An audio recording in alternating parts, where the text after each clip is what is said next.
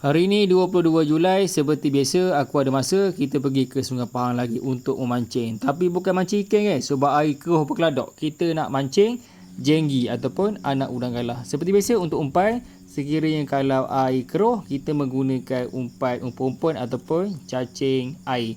Disebabkan cacing air payah nak dapat kan sebab yang tebing tenggelam, kita beli saja RM RM10 sebekas. Kita beli umpun-umpun. Okey. Buih-buih tu. Banyak ni. Dengan sampahnya. Aduh. Balik awal hari ni.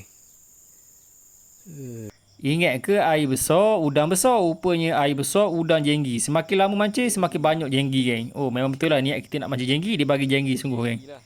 Dalam banyak udang galah yang ni paling kecil kan. Yang ni paling kecil.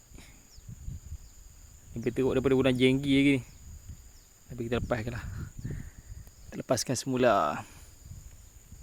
Kita ingat ke yang tadi tu yang paling kecil? Rupanya ada lagi kan yang paling kecil. Tu tengok selera dia lain macam kan. Mata kain saimpat tu semacam dia telai.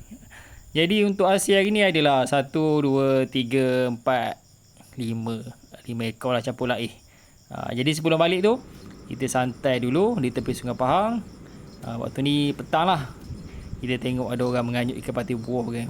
Kalau dapat patin buah waktu ni memang rezeki dia kan. Sebab air keruh ni memang air patin buah kan. Patin buah banyak waktu ni. Kalau pakai cacing pun boleh dapat.